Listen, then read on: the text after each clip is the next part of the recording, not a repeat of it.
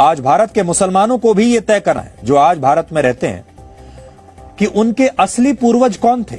इस्लाम धर्म का उदय 7वीं शताब्दी में हुआ था और इससे पहले भारत में केवल हिंदू, जैन और बौद्ध धर्म के लोग ही रहा करते थे और कोई धर्म के लोग यहां थे नहीं। लेकिन वर्ष 712 में पहली बार मोहम्मद बिन कासिम यमन से संयुक्त भारत के सिंध प्रांत पहुंचा, जो आज पाकिस्तान में है। उस समय मोहम्मद बिन कासिम ने सिंध पर अपना कब्जा कर लिया। इसके बाद 12वीं शताब्दी में दिल्ली सल्तनत की स्थापना हुई और मोहम्मद गौरी के अफगानिस्तान लौटने के बाद कुतुबुद्दीन ऐबक दिल्ली सल्तनत का बादशाह बना। ऐबक का जन्म मध्य एशिया में तुर्की भाषा बोलने वाले एक परिवार में हुआ था, इसलिए भारत के कुछ मुसलमान खुद को शायद ऐबक का वंशज मानते होंगे। हालांकि इसके बाद दिल्ली में वर्ष 1290 में खिलजी वंश की स्थापना हुई। एक और वंश आया, खिलजी वंश, और जलालुद्दीन खिलजी के बाद अलाउद्दीन खिलजी दिल्ली का शासक बना। फिर इसके बाद तुगलक वंश आया और 1325 से 1351 तक मोहम्मद बिन तुगलक ने दिल्ली पर राज किया।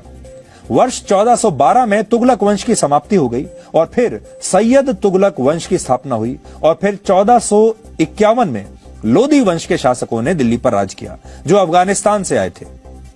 इसलिए आज भारत के जितने भी तमाम मुसलमान हैं, आज उन्हें हो सकता है उनमें से बहुत सारे अपने आप को लोदी वंश का भी बताते हों। लोदी वंश के बाद 1526 में मुगल भारत आए, जो तैमूर लंग के वंशज थे। तैमूर लंग मध्य एशिया का एक बड़ा मुस्लिम शासक था। मुगल काल बाबर की ताजपोशी के साथ शुरू हुआ था और उसके बाद बाबर का पुत्र हुमायूं दूसरा मुगल बादशाह बना। हुमायूं के बाद अकबर, जहांगीर, शाहजहां और औरंगजेब का शासन आया। औरंगजेब के बारे में तो आजकल आप बहुत सुन ही रहे हैं और हमारे देश में बहुत सारे मुसलमान ऐसे हैं जो औरंगजेब को ही अपना पूर्वज मानते हैं। बहादुर शाह जफर आखिरी मुगल बादशाह थे और कुछ मुसलमान हो सकता है उन्हें भी अपना पूर्वज बताते होंगे।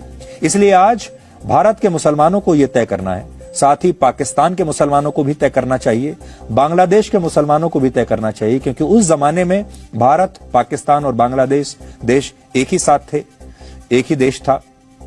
इन सबको आज यह तय करना चाहिए कि इनके असली वंशज कौन है, लोदी हैं कि मुगल्स हैं कि और कोई है।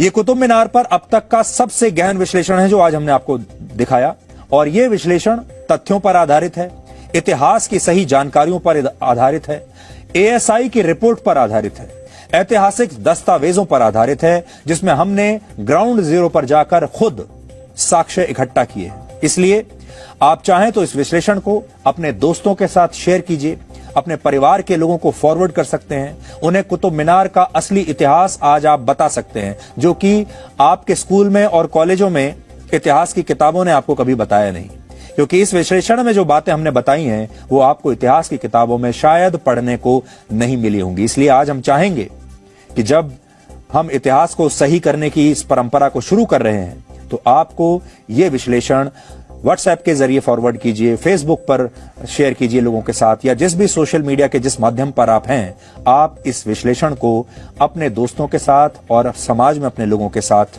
जरूर शेयर कीजिए।